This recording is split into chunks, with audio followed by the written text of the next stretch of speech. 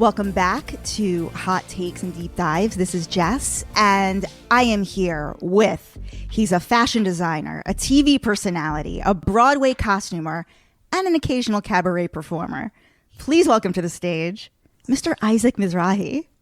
Hi. How are you? Great to be here. I'm really well, actually. Thanks for asking. I feel I don't know why, like today, right? Just today, I feel very, very optimistic.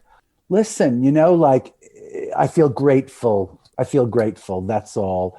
And also, I don't know, things are starting very, very, very slowly to turn around. And it's just a better time than it was yesterday and the day before that. And, that's why I feel okay. I feel, and I've been saying this a lot. I've been talking to a lot of people and saying this a lot. And I feel that this is true. I feel that on the other side of it, we're looking at a renaissance, we're looking at, like an artistic renaissance, a real estate. I mean, like there's going to be a lot of reshifting, and it's going to take a minute for everyone to figure it out. But then finally, there's going to be this like amazing opportunity for those of us who are creative thinkers and, light on our feet and actually love change. I mean, like, I have to say, for all the fear and loathing that I have about life at 3:00 in the morning when I wake up, bolt up in bed, go, what the fuck, right? I like it when things change. I like to move on, I do. Have you been following the New York real estate market, just like the rental market and the housing market? Well, I have not exactly. I mean, I've been imagining things like what's been happening to commercial real estate in New York City, but then I had dinner with a really smart real estate person last night, an old friend of mine, a woman. I love her. And she was saying, well, in the Hamptons, where I live predominantly, I mean, I'm a New Yorker, born and bred and raised, and it's, I think, the very best place on earth, like really New York. And I say that really, I mean that. And I don't like these people who say, oh, like he fled to the Hamptons. I didn't fly to the Hamptons. I live in Bridgehampton mostly, and I'm in New York when I can be and when I need to be. And I love being here too. So I was going to say that this person who is out here also, she's in Sag Harbor, and we met for dinner, and she was saying that you cannot get a place in any part of Long Island. It's like completely impossible. And she said that the city is rebounding a lot too, like especially residential. People don't exactly know what's going to happen with office space, like what's going to happen to all that office space. But right. Yeah. I adore you so much. I kind of feel like we're related. Well, you know what? Rothschild, darling. We very well could be. I mean, are we related? Like, I feel like we look alike too. I wish I looked like you. You're so cute. I feel like if I were a man, we have the same hair. Well, we kind of have the same hair. Yes. And we kind of have the same face. Yes, we do. I don't know. I do feel like we need to meet in person eventually. There's a vibe happening. Yes, we do. I mean, I got to tell you, you have very, very cute eyebrows, and I was sort of not blessed with eyebrows. I have a lot of hair on my head, and I have almost no hair on my body at all. Wait, that's so funny that you just said that about the no hair on the body. I heard you. No, it was in your book. You were talking about how in your early dating in the 80s and the 90s, it was like through phone lines, and it was one of those things where you would like self-describe yourself. Like, okay, so for you would be like, hi, I'm Isaac. I don't have a lot of body hair. And then be like, beep, next. Yes, exactly. Can you tell that little story? Well, yeah. I mean, before Grindr, darling, isn't that what you do now? It's like you swipe right or left or something. I've never done that.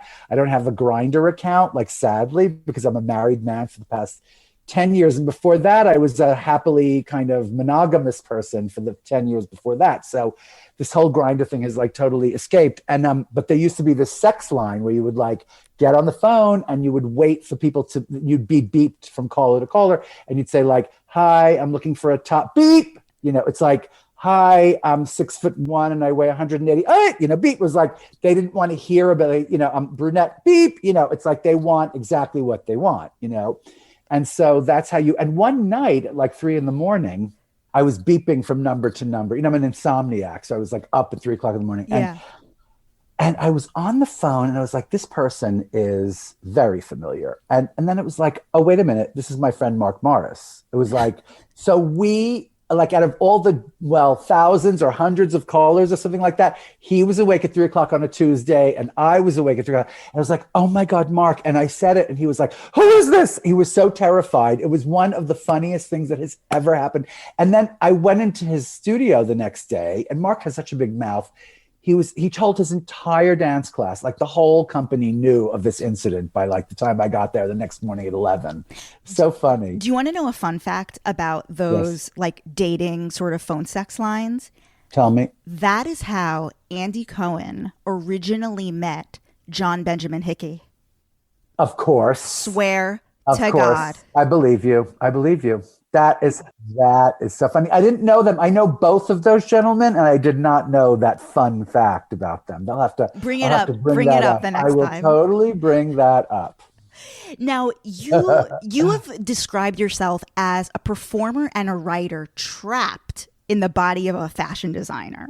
I feel that way, and I have to say, I think I attribute it a lot to the fact that growing up in my house in this kind of weird, like, anomalous Jewish, semi-Orthodox, environment, my biggest concern was kind of making it out of there at, like in one piece, because it wasn't very, what's the word?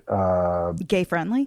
Gay friendly. No, gay friendly is a whole, it wasn't safe, darling. It wasn't, I was not safe in that house or in that community. It was a lot of animosity and a lot of hostility and a lot of bullying, and it was not pretty. And so the first thing that occurred to me was like, you got to make money to get out of here and have your own place and set up. And the thing is, like, I often used to think like, couldn't my people be from, Minnesota or, like at least Ohio or something, so that I could come to New York and live this kind of life. My family, we are from New York. We're from Brooklyn, New York, and my uncles lived in the city, and we were a tri-state area kind of family. And one of my favorite uncles in the world, my absolute favorite uncle lived in East Hampton. When he died, he was in East Hampton. His funeral was there. He's buried there. But anyway, the point is that I kind of made decisions based on like what I thought would be the easiest way to make some money, And I went to Performing Arts High School. I'm a trained actor. I was a performer before that. I was a performer after that. But I never really thought that at the age when I was making these decisions, I did not think that I could get parts. And I did not think I would get parts. Well, you're kind of like an accidental fashion designer, because while you were studying sewing and all of that, you actually were trying to make it in Hollywood as an actor. And you had a few close calls. I know. And so the thing is, like, for me, the plan was to kind of make it out of there in whatever way I could. And it seemed the easiest because my father was in the fashion business, or in the clothing business, I should say. My mother was like obsessed with clothes. It was like a family kind of a pastime. She had my sisters that she was dressing, and she was obsessed with clothes, and magazines were everywhere. And they were always at Loehmann's, and they were always at Saks and Bergdorf's. And, and the thing is that I became very good at it. I became this kind of weird family taste arbiter, I should say, where people would be wearing, I'd say, oh, no, go change the shoes. And somehow at 9, I was going, what if you put your hair up, And they listened. I mean, it was I don't know why I got this power. And so it kind of snowballed. And I thought, it's probably going to be a lot easier for me to make a living anyway in the fashion business. First, I'll get out of the house, I'll get my life together, and then I'll go on auditions, and then when I feel a little bit more kind of set up and I'm out and I have friends and a life and a family outside of the actual family who I feel supported by and loved by, then I can go out there in the world and do stuff, and it's kind of, what happened was I was so successful in the fashion business, and I'm not bad at it, all those years doing couture, and I don't know, it was a fantastic background to have. It was a fantastic story to have, and I feel like everything I do now draws on that story, whether it's, the cute little t-shirts and cashmere sweaters and pull-on pants that I make for QVC, or the cabaret act that I do, or the scripts that I'm working on, or, you know what I mean? It's all very, very much it comes from the past I've lived. And you also talk about how you had sort of imagined this success for yourself, and it's kind of like a fake it till you make it. What's funny is, I have to say, Jess, that what comes back to me are the memories of how much love I put into those clothes, and how much love I put into that as a career and how much I loved it. And, the thing is, I really loved it. I loved it so much. I think it just became this obvious thing that had there was just so far I could take it. It was I started to want to write things about these people. I was it wasn't enough to just do clothes. And it became this kind of thing where it was inappropriate anymore. And I also thought, maybe if I blew this up and I did it not just for very rich people who could, you know what I mean? Maybe if I did it. So that's when the Target thing happened. And that's when the QVC thing happened. But in the meantime, I am writing things and I am trying to produce things and I am performing as much as I can. And I feel, I'm sorry, I'm going on, but I feel very grateful that I have this feeling for this new idea in my life of at the age of 58, starting a career as a performer again. It's a beautiful thing. I wish that for my own self, for 10 years from now. Honestly, yeah.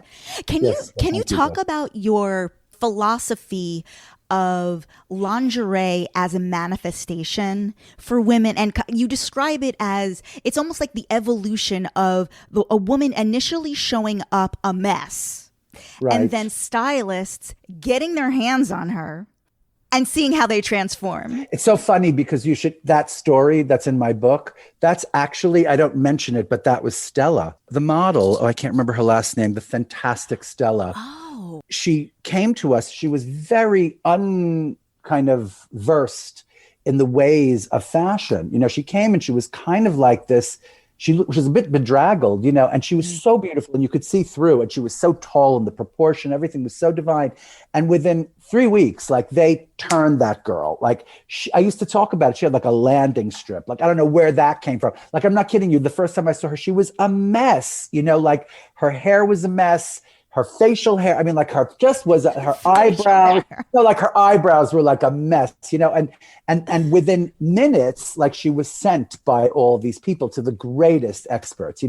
She had the most unbelievable people doing her hair, and Stella Tennant. I don't know why her name just blanked. And she was so beautiful under all the layers. It seemed to me that fashion was the last thing. She did not, and then within minutes, and it was because I think she really liked the subject, because I had been involved with other kind of makeovers that the minute the experts didn't have their eyes, whatever, that girl just went to, or that man just let it go. He let it go. And, I often watch these makeover shows like Queer Eye, which I love. I think those shows are so great. Yeah. But I think to myself, let's give this a year. Let's see how far they take this, or how deeply they've really absorbed these lessons, But in the case of Stella, she obviously loved the subject because she took to it, and then she kind of took it to a level that was very, very inspiring, I use that story as this illustration to show the manifestation that, say, for instance, underwear can have, it's or lingerie, right? Stella she came to us in this dirty old, I don't know what it was beat up. And the next minute she was in this gorgeous little, the next time she came for a fitting, it was and I feel like all she needed was this little exposure to show her this thing inside of her. And often I do think lingerie is a big part of that. It's oh my God, could I wear that on my tits? That is the most beautiful thing I've ever seen, And it's it's a funny thing. I do think it's a manifestation, and a woman really either digs in or doesn't, And by the way, I have the most respect for both of those people. It's like, I'm not being shallow and saying, unless you take to like lacy lingerie, Right. that's not at all what I'm saying. I'm just saying it's like, you can understand a lot about someone by looking at them in their underclothes. Speaking of which, you've talked a lot about gender identity and how Yes. if you were born maybe 30 years later, you might have picked a more feminine persona. Yeah. What do you mean? Like you say that like you are, or maybe you were slightly uncomfortable in your skin and that maybe you would have had different options. Like, what do you mean? Like, expand on that. Well, I mean, I am not a transsexual. I know that, because I know that it doesn't matter what age you are, you discover it. You can discover it at, look at Caitlyn Jenner, right? She discovered it so late, right? But what I'm saying to you is like, if I had lived in a world that was more accepting of these kind of gender, your own version of gender, I definitely would have had a more feminine gender assignment in my life. Definitely. I'm not sure I would have gone full female, but I definitely would have worn different clothes, I don't know, maybe even have taken some hormones or something like that to try it more, because I definitely relate more to a woman's persona. I definitely relate more to women's stories, and I see my own story as the story of a woman or something more than I see it as the story of a man. I always have, Is there even even as a little kid? Yeah, even as a little kid. And so I think like had it been a more accessible subject at all, because when I was a kid, there was no such thing as a transgender. Nobody even was, they kept us so away from that subject. You would not believe it. The subject of being gay, the subject of being bi, anything but that one thing that they wanted us to do, And so, but I think if I was a little kid now and there was more room for that subject in my life, I definitely would have been much more like considering another gender besides he, him. Is there a name other than Isaac that you would have gone by? Like, is there another name that you feel a close identification with? No. I mean, I have to tell you, it was very shortly after I hated the name Isaac. Like for a few years when I was a kid, I was like, Isaac, why did they name me Isaac? But within like a very short time, I grew to adore it. Like by the time I was 10 or 15, I was so happy with the name Isaac, only because there weren't many others with that name. And I love the kind of double consonant in the middle. And I love the 5 letters. I love it. I mean, I really love Do you know the Madonna song, Isaac, off Confessions? No, She has a song titled Isaac it's on Confessions on a Dance Floor. Look it up. It's amazing. Yes. How could I not know that song? I know. I am shocked and appalled. Well, I'm shocked, but wait a minute. But I was going to say, I don't know what it is about me. I think of my face a lot. I think of my hands a lot, but I don't think about my body a lot. I was a fat kid, right? I lost 75 pounds when I was 13 or 14 when I got to high school at Performing Arts. I went from this religious, crazy yeshiva to Performing Arts High School on 46th Street, which was the opposite of a religious. It was crazy. Tell me which yeshiva you went to and which Performing Arts High School you went to. Okay, I went to Yeshiva of Flatbush, which was on Avenue I in Brooklyn. And then I ended up at Performing Arts High School, which was on 46th Street and Broadway, between 6th and Broadway, which has now moved to Lincoln Center, and it's called LaGuardia High School of Performing Arts. And it's what they made the movie Fame about. I am actually in Fame. I have a credit in it. Oh, do you really? Yes, actually, I do. LaGuardia is where, actually, we're going to go deeper on Madonna in a second, but that's where Lourdes, her daughter, went to high school, as well as Timothée Chalamet.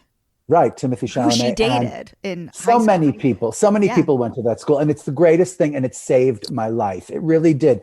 I went from being completely repressed to being the opposite of repressed, encouraged to be this little crazy freak, and it was great, and it was difficult. It wasn't easy. All of that freedom and all of that kind of lack of scrutiny from rabbis. I mean, it wasn't easy to adapt to that either, but I don't exactly in my class, you had these beautiful specimens. I mean, my friend Tracy, this girl I went to school with, I mean, she couldn't have been more beautiful if she was actually the most beautiful thing.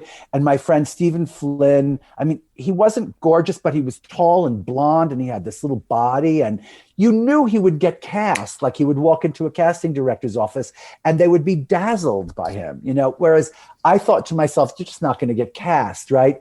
And I didn't think of myself as good looking. I didn't think of myself as like a possible sex bomb. I had this bad body. And so I learned to kind of minimize it. Dressing up is not really my thing. I usually wear just black head to toe. And even when I perform, and I'm trying to bring myself out of that, I'm trying to but now it's a little late because if you wear like some kind of sequin blazer, you look like every other, kind of red carpet host, So I can't do that. I've been working a lot of jewelry lately because I have all this gorgeous, like old kind of Gripois and Chanel and Schiaparelli and stuff. So I've been wearing a lot of that. And that's fun for me. And it's also like, it's just a little smarter than all black. It's black with like, a lot of Chanel jewelry, right? It looks good to me. So, well, first of all, I actually like really relate to what you're saying about like the all black. Like I'm a New Yorker through and through, and black is sort of like the go-to. But yeah. I have always thought of you, like you and Joan Rivers, as the quintessential New Yorkers. I want to hear the story of your apartment because you have achieved the real estate dream. I know. For any New Yorker in this city, which is to combine multiple apartments on the same floor. I mean, I have to tell you, and by the way, like other New Yorkers who do that are like rich. I could never afford this unless this happened, which is that I bought this little 1-bedroom apartment at this incredible building in the Village on 12th Street. It's one of the 3 kind of buildings of that sort in the Village at all, that was built before World War II or between the wars in the 20s, and it's this beautiful, solid old place. And I just love it so much. And anyway, what year did you buy that apartment? I bought that apartment, I would say probably in like 1994 or something, or 1992. Okay. Something do you remember very, very what you early paid? On. So little. And I remember you paid like $10,000. You don't have to be embarrassed. No. I paid like $150,000 for it. That's how much I paid for it. I mean, it was this beautiful 1-bedroom with this corner terrace. Like the whole thing was, wraparound terrace for the corner, right? It was something else. It was a 1-bedroom anyway. And then about, I'd say 7 or 8 years later, I bought the studio down the hall for like next to nothing. And it was just because I thought, it'd be great to have a place to go as a little study, and just kind of maybe write stuff because I was starting to write this thing. And I asked the doorman, I said, what do you think? He was like, I'll get in touch with that guy. Here's his phone number. Ask him. Because it was this doctor and he sold me this apartment. All I had to do was ask, for nothing, for like $75,000. I bought this studio apartment down the hall. It doesn't have a great view, but it has a rear windowy kind of view, right? So now I had these 2 apartments, and in between was this 2-bedroom apartment and inhabited by these very nice people. And first, he died, the guy died, right?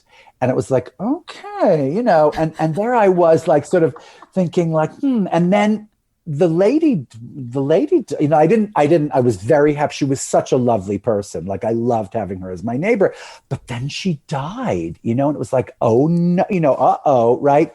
And so then I kind of waited around, and then I kind of got the apartment in between, and then I put them all together. And now it is this like fantastic apartment that has these unbelievable terraces. Really, the terraces are so great, you know. The view is really divine. It's a southwest view, you know, southwest exposure, and it's on quite a high floor, and so it has very divine views. And it's these beautiful old. It has three fireplaces. It's really something. And I don't deserve this place. I do deserve it because I've been living there since then, since like 1992. What's that? Almost 30 years, right? It's the New York dream. It is. It is the New York dream. What's your favorite thing about New York? You know, my favorite thing about New York is that the people are so, and this goes back to when I'm a kid, and it's even more true now, I have to tell you. The people are not terrifically nice, but they're incredibly kind and they're incredibly smart, smarter than the average person, you know? And I'm telling you, like on 9/11, there was so much kindness on the street in New York City, you know? There's not a lot of niceness, like people are not that nice or courteous, but they are so kind, you know? They will help each other. I remember when 9/11 happened, I live very, you know, in the Village. It's adjacent to, right? And I remember how everybody was so like helpful, and there were the lines at Christie's, you know, when people were a little panicked and they were going out to buy stuff and to their cash machines. I mean, it was not, and everybody was so helpful and so lovely. And I remember recently going to the Javits Center to get vaccinated. I was crying. I mean, that thing was just so beautifully handled. And those New Yorkers, honey, from all over the city, not just the Village, everybody from the tri-state area, you know, if you got your appointment at the Javits Center, and everybody was so dear, and there were no fights, and it was like, no, please, no, you first. It was great. What's the worst thing about New York City? What's the worst thing about New York City? I mean, right now, I have to say, I feel like what's exciting is that this is going to change, you know. I think the worst thing about New York City is how impossible it is to afford it, you know. But I think I think we might be on some kind of crest, you know, because I'm not sure. The rental market has completely collapsed. I know. You can get a 2 or 3 bedroom apartment for $2,200. I know. Well, they're unrentable. Well, this is what's exciting, because I feel like a lot of people that might not have been able to afford it will be back living. A lot of more interesting people will be back, you know.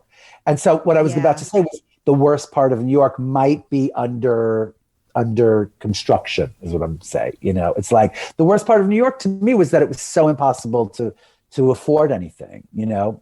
What's one restaurant in the city, like an institution, that you pray just will never vanish? Because so many of my favorite places are now gone, even pre-pandemic, actually. A lot of my favorite places, but like what are your staples that you just are holding on to for darling? Dear I life? say this once a week. If anything ever happened to Il Cantonori, you know, this place on 10th Street and University, I don't know what I would do. Because even through the pandemic, I've tried to keep my foot in. I've tried to, you know, I love them and they love me. And I've been there maybe like 3 or 4 times in the past year. I used to go there like twice a week, like 3 or 4 times a month, you know, and it's just the best place in the world to me. And if anything ever happened to it, I would probably consider moving, you know. Il Cantonori on 10th Street. It's the best. It's the best. What do we think of this? I mean, you were in an episode of Sex and the City. What do you think about this reboot / reimagining of the show? They're about to start filming this summer. What's your take? Are you kidding? I can't wait. But can they pull this off? Yes. Can they pull this off without Samantha? Well, I do think so, yes. A few things. I think it will work better as a series than it did as a movie. You know, because I don't know, it's the kind of thing that is so observational and so kind of like, you know, serialized. You have to tell the story in little chunks because that's what's interesting about it. So I think they'll have a great time with it. They'll have a great time doing it. And I'm I'm Yeah, sorry about Samantha, but, but I think, it's like anything that evolves or morphs, like the challenge. I think those people are so smart. Sarah Jessica's so smart. I think they're really going to rise to the occasion. What do you miss most about the 90s? What I miss most about the 90s is myself, as a 30-year-old. It was great to be 30, and it was great to have the energy to actually go to clubs and, you know what I mean, and stay out all night and be on the sex line. That was a really fun time in my life.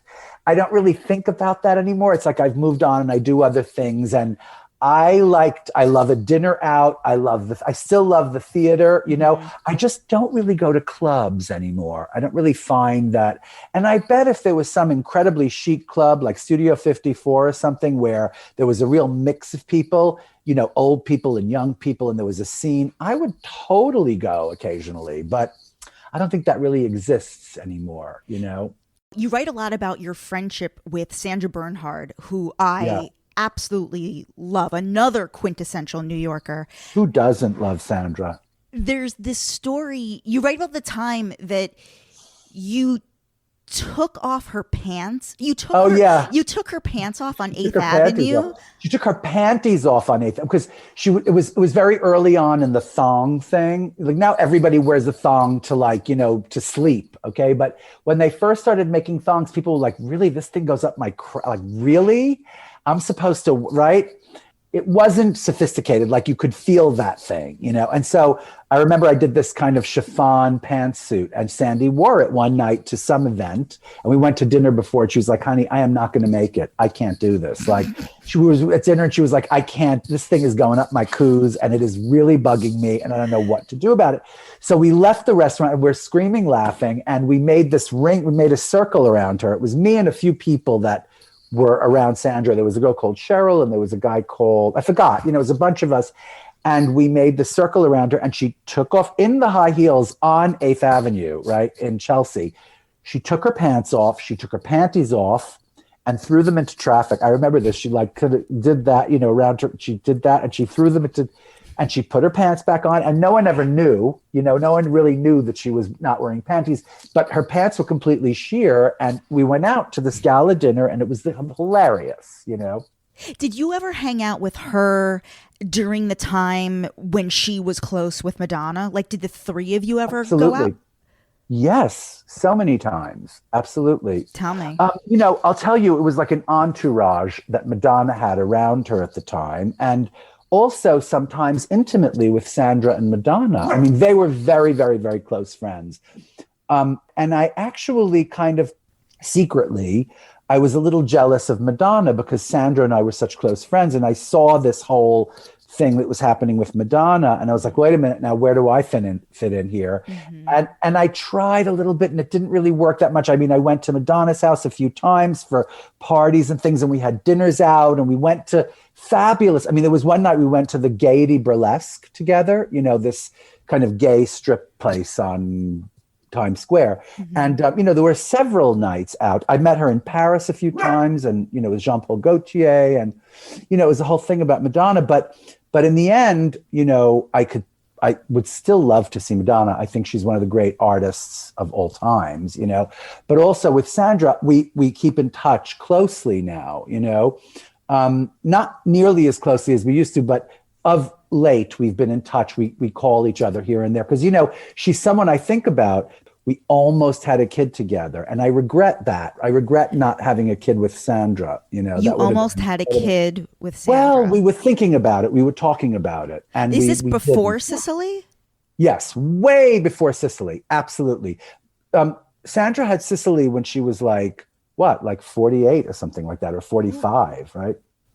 Maybe 40. Maybe 40. Maybe it was 40. Yeah. I don't know. But we were talking about it for a year, and I decided I just couldn't be a father, and I regret it in a way. Like if there was ever a person to have a baby with, it would be Sandra, or a child or a person with, it would be Sandra. But why specifically?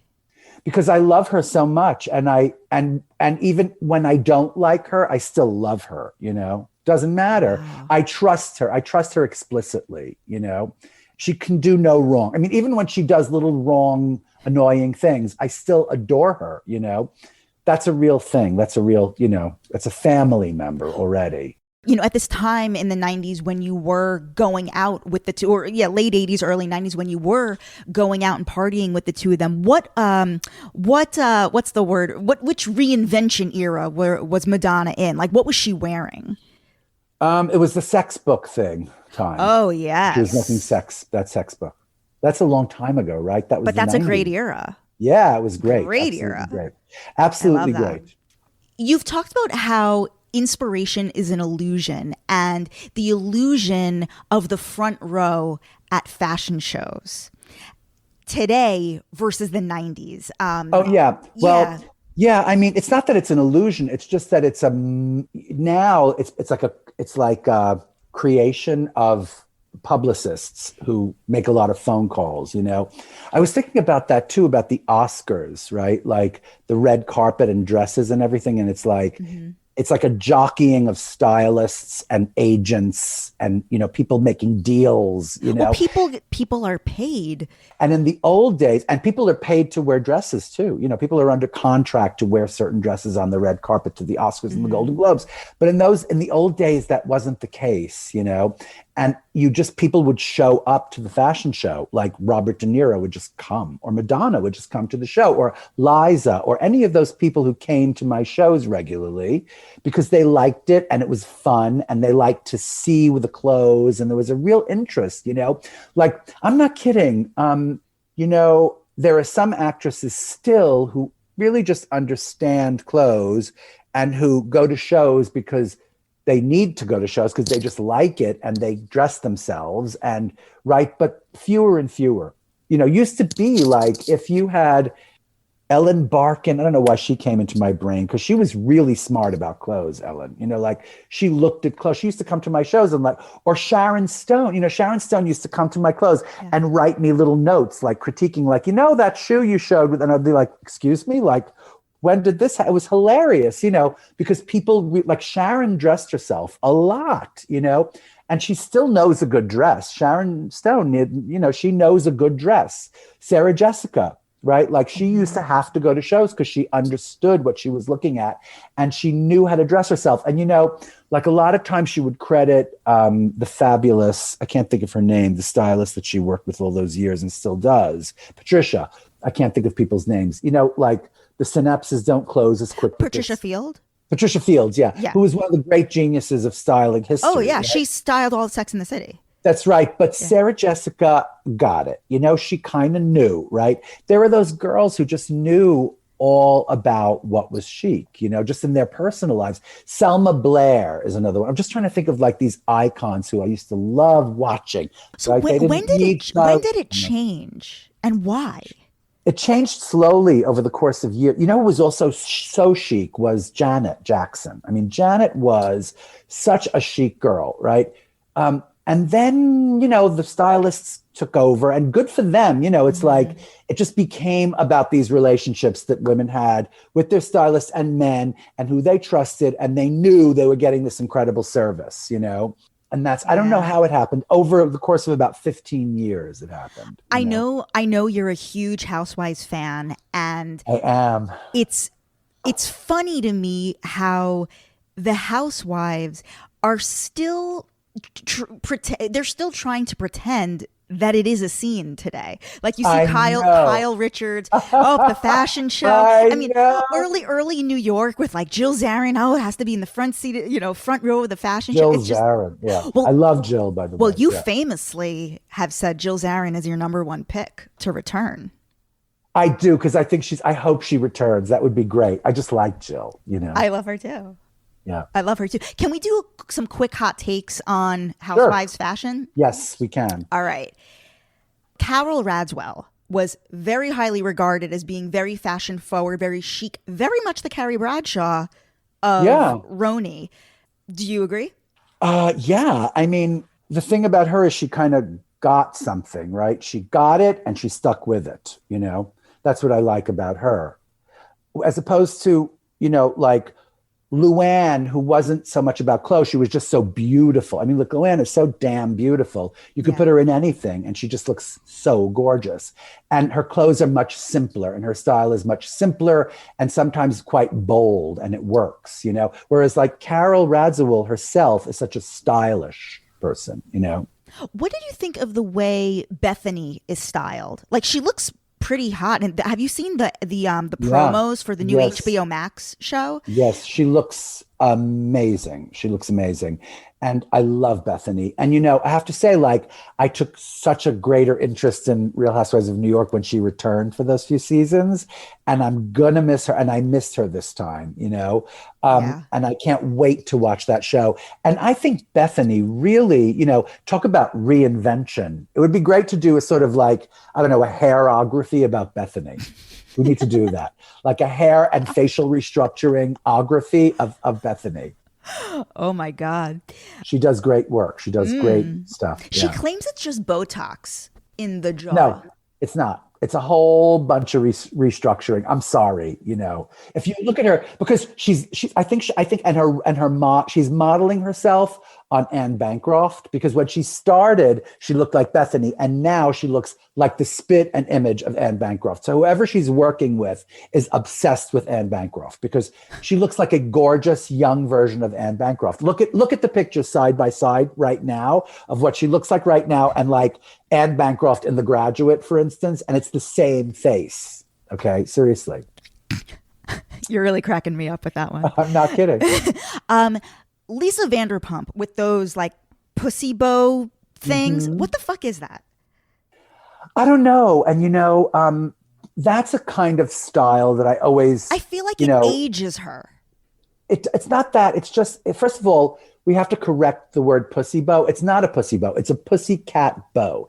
If you're talking about the pussycat bow from the 1960s, which has been making a comeback and everybody's calling it a pussy bow, and it's like, it's not a pussy bow. It's a pussycat bow. Otherwise, it's like a pussy bow. That's like some bow you put on your pussy. That's not what we're talking about. A pussycat bow, which means a bow that you put on your pussycat that you then put on your blouse, you know. But so please, can we make that distinction? I got it. And B, you know, Lisa Vanderpump, it was always this kind of like this like LA princess thing that I admired from afar, but never quite adored personally. You know what I mean? I never quite adored Lisa Vanderpump's style, but I do get it.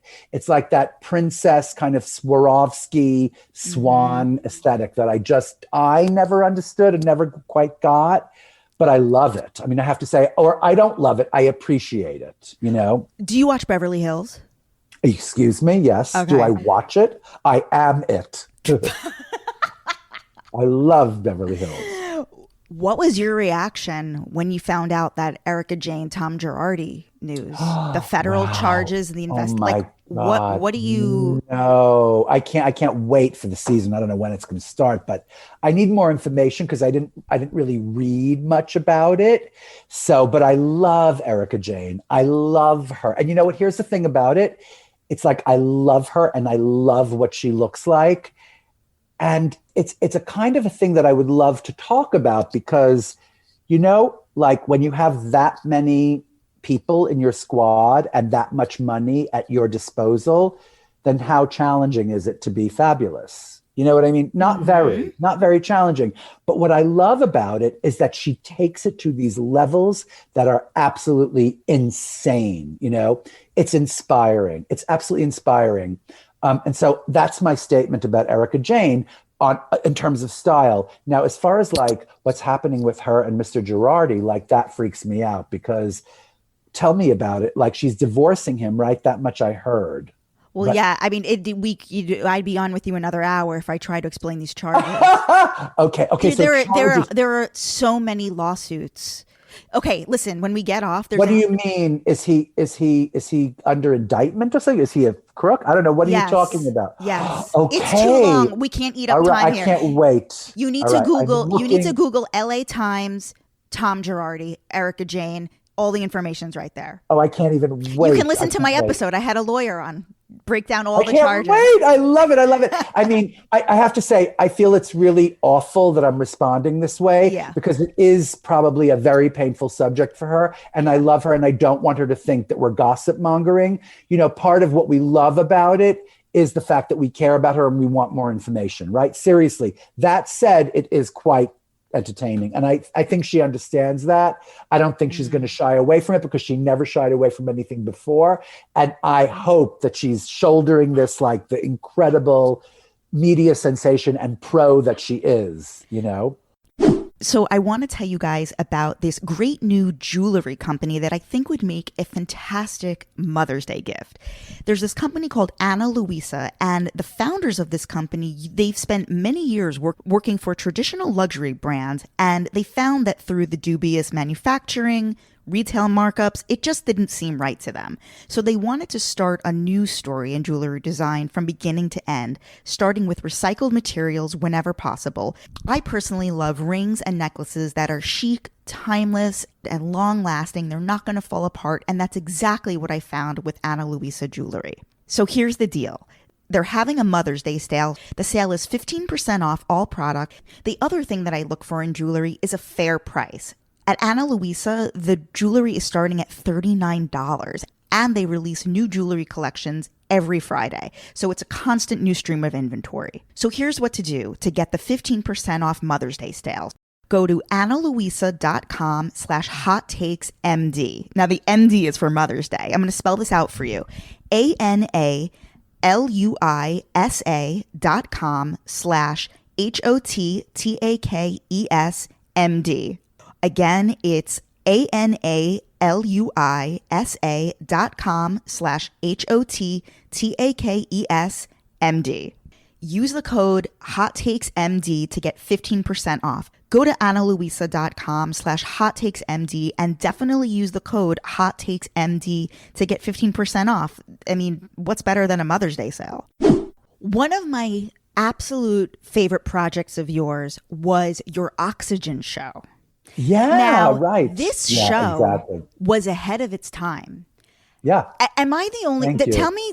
I just want to float an idea by you. You were doing Well, first of all, I don't think people know. I don't think people realize it was actually on your show where Rosie got that initial haircut. Seagulls. Yep. That was a big controversy. Yes, at the it was time. a big controversy. Yes, that was on your show, and you're laughing as she getting her haircut. Right. Well, because she said, make me flock of seagulls. And so I got this incredible hairdresser who I knew could do exactly that. And he did that. And people didn't like it so much. I thought it was super chic because that's what she wanted. You know, Rosie wanted to look like that. And we did it. And she was very happy. And the episode was so great because it was maybe a month or two after Columbine, remember? And she was getting her haircut and talking about how depressed she was about Columbine, how she couldn't get up in the morning, you know?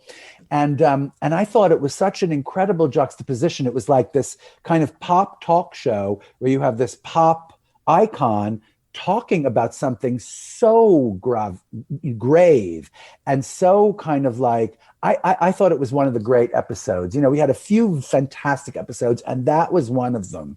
All right, so now where should I position myself? I want to stay out of the way. I don't want to be... Okay, nervous. You look so cute already, by the way. Sorry. You like it? Yeah. All right. Now, do you have a problem with looking cute? You want to look cute, Of course right? I want to look just cute. checking. Because some people want to look, aggressively ugly. No, not me, no. Good. So, by the way, of all the most unboring things in the world, right? I mean, making someone who's already cute look terrible like that, that is not boring. That is nothing if it's not boring. And I thought it was the idea was very ahead of its time, which was to actually engage in something else that would kind of take this person, with Natalie Portman, right? Washing my dog, Harry. We were washing the dog. And she opens up a lot because she's doing something. And she goes, yeah, my childhood, we're talking about Yale and how she got into Yale. I mean, it was really a great episode, know? I remember, I'm a huge Janine Garofalo fan. I remember you were playing ping pong with her. You played pool with Lily Taylor. Now, this is why I say it's ahead of its time. Is this not exactly what Jimmy Fallon is doing on The Tonight Show? It could be, yeah. Not merely that, but also the set was I thought the set, which was done with no money, and it was so influential. It was just this white cyc with like a floating couch and some flowers and a piano. That was the set. And it was beautiful. And people did giant white sets after that. A lot of people did these big white sets. That was the greatest show. Yeah. It was on Oxygen? It was on Oxygen for 3 years or more, and then it was on the Style Network for a couple of years, and then it kind of they wanted me to do more makeovers, and I did one season where I did a lot of makeovers, and I hated it, and I kept saying I don't want to do makeovers, I hate makeovers, and then I just stopped. So. Tell me the story. I want to hear the long version of how you met your husband walking your dog. Well, I was very scared of men for the first 10 years coming out in the 80s. And also it coincided with this big mystery disease called AIDS, right? And so it was enough to shut anybody down. For those 10 years, I had as many lovers as I can count on both hands, right? But then somehow, when I broke up with this guy that I was dating for a long time called Douglas, or 3 years. We were only together 3 years. But when I broke up with him, I started sleeping with just everybody, And it was this time when finally we understood that safe sex was actually safe. And we understood that, condoms were great and you could do stuff, right? So I started just having a lot of sex at that time. And I was walking down the street and I noticed this madly attractive guy from not across 13th Street, but across 5th Avenue. He's that cute, right? Mm-hmm. And, we passed each other and that was that. And then I was on 13th Street and he came running down the block, hey, he got my attention. He was like, oh, you're that designer. And I was like, yes, finally somebody stopping me on the street, some gorgeous creature stopping me on the street after, all these people saying, hey, here's my card, I make shoes, we should make shoes together. It's really, right? Finally, somebody who was kind of like this gorgeous person, right? And so we walked around the block. I was walking my dog and I was wearing a suit with flip-flops. I remember exactly what I was wearing. And this gray suit, I had just come from my mom's lawyer. She was selling her house and I was very late and I was very nervous. And I just ran out of the house with my dog and Arnold followed me and we were talking and we walked around the block. This is even before cell phones. Okay, darling. And I said, oh, I'd love to get your phone number, but I don't have a pen, right? In those days, you had to get a pen and piece of paper to write down someone's. I said, oh, why don't you come upstairs? So he came upstairs and we completely just it was this moment, right? Not to be too vulgar, but it was like a hookup, Mm-hmm. And then it's we just discovered that I discovered that he was maybe the funniest person who ever lived, And it was a kind of a crazy jackpot and so we started dating and we fell in love. And then he moved in very quickly and that was a mistake. And then 9/11 happened and it was difficult. So we broke up. And then 10 years went by or something, or a long time. We got together. We met each other I'm not kidding. This happened on June 21st, 2001. That's when we met. Okay. And then he came back to New York, I would say, in 2007 or something. He went to live in Santa Fe and he got a job there and that was that. And then he came back, we started communicating, we found each other. And this is before the internet. It was hard to locate people. A friend of mine did a little recognizance and he found his phone number. And yeah, didn't you hire a private private detective? No. I tasked anyone I knew who was at all tech savvy on the internet, and one of my dear friends found his phone number in Santa Fe, and that's how we came back together. And so we started talking and he made these little trips and we saw each other and it was fabulous seeing each other again. And then he decided he was going to move back to New York because the job was petering out and he decided he was going to move back. And his family's here. So, that was a good thing. It was a really good thing. Great. And that was in 2007, I think. 6 years later, we got back together. And you say the key to you say give up on perfection. And I know sleep is a big issue and you're big into having separate bedrooms. Yeah. What's the whole issue with sleep and the bedrooms and all of that? I was never a good sleeper. Like I started not sleeping when I was 10, like I think, I was addicted to TV, and they can't tell if it was a TV thing or if it was, I couldn't sleep and the TV helped. It was really a big thing, and I can't sleep in a room unless there's a TV on. I mean, it's like a sick thing, but that's just who I am. You need to sleep with the television on? Yeah. I mean, I can eventually shut it off, but it has to be on in order for me to drift off. And I have to, it's a whole process. But now, then I got Harry, right? Like my first dog in 2000, right? December of 2000. And that helped, having that dog around, like really, we used to take these very long walks at like 3:00 in the morning. And sometimes like, it was like to meet people, it was like a very shady thing. But then eventually the constants of this dog and the role model, he was a very good sleeper, Harry, and so he would sleep and I was like, okay, I'm going to go to sleep. That helped over the years. And then meeting Arnold and getting involved with this fantastic guy. And then after we got back together in 2011, we got married. And so slowly. And then since the pandemic, man, I have been like. But why the separate bedrooms? Well, because, he could fall asleep in a chair. He sits down and falls asleep. I'm not going to torture. And if you're an insomniac, you try sharing a bed with someone who can't stay awake. It's just torture. You just want to punch them in the face, right? Like they're snoring while you're desperate to kind of get a little bit of sleep. And so we made the decision early on that was not a good idea, so separate bedrooms. And I also think like for adults, like, why are you going to put that pressure? If you don't have to share a bedroom, you probably shouldn't. You shouldn't, Final quick thoughts. I know that you love Drag Race. I love Drag Race. Favorite seasons, favorite queens? I think my favorite season is the season with Raja. And yes. I mean, can you get better than that? Yes. I mean, there's also the season with Latrice.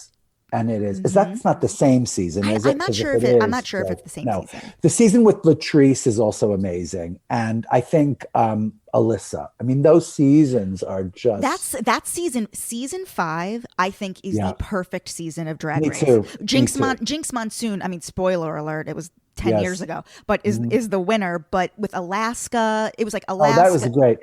Phenomenal, right? That was the one with Latrice and Alaska and Jinx Monsoon. Yeah. And Alyssa Edwards. Alyssa Edwards. But I think even better for me was the season with Raja, just because I loved watching Raja and she's just so darn funny, And this season was a great season. And I think they just announced the new All-Stars, and I'm not sure when it's starting, but it can't start soon enough. Final thing. I know that you are a self-described skeptic. Can we flesh this out? Like, what are some real life examples that you're just hyper skeptical of? I don't even know. I mean, it's not so much skeptical as it is like kind of nihilistic or something. I don't really believe in God. I have a very deep spiritualism of my own. And weirdly, I have little superstitious things that I do that are meaningful to me in a very meaningless way. It's just because I'm bored and I like numbers and I like repetition and I like what? odd like numbers. You have to like hit something a certain amount of times? A little bit, yeah. It's a little also OCD, I think, like I count the number of stairs and the number of steps from the stairs to the rug. I mean, it's a little insane, but that's just who I am. But I attribute that more to spirituality than whatever the hell that means, than I do to, obsessive compulsion, Yeah. And so like, I don't really believe there's a ton of meaning in things. And that's the one thing that gets me by. It's like, I believe in this moment and it being a lot of fun and it being great beyond what the moment before was. That's the only thing I believe in. And that's what gives me anxiety. That's what makes me feel a little bit anxious, like trying to keep life interesting and not boring. You know what I mean? That's what I believe in. That's what I think. Not so much skepticism as much as like, get it now. Get it now, because I know aging, as Arnold Germer, my husband, says, is real. Aging is real. You know, we go like, oh, how funny, I'm becoming my mother. Darling, you are becoming your mother. Soon you will be, you know, like a helpless old lady, and you'll need people, you know. And I say it would be great if we could afford to hire people. I think the greatest race of people on this earth are elder care helpers. Yes, absolutely. They are the greatest race of people.